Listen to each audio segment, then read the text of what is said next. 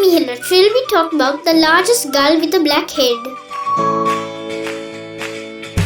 The PALLAS'S gull.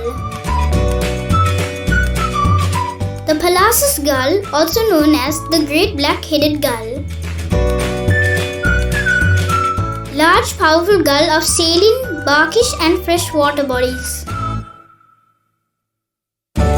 This species breeds in colonies in marshes and islands from southern Russia to Mongolia. It is migratory, wintering in the eastern Mediterranean, Arabia and India.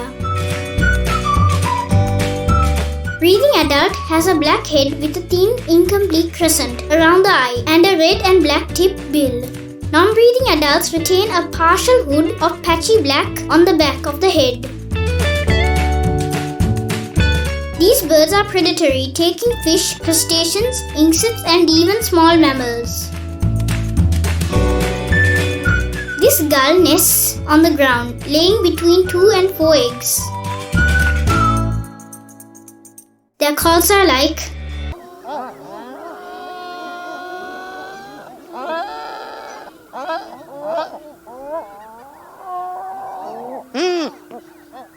locally named Maha Kalu-hisa Galuwiya.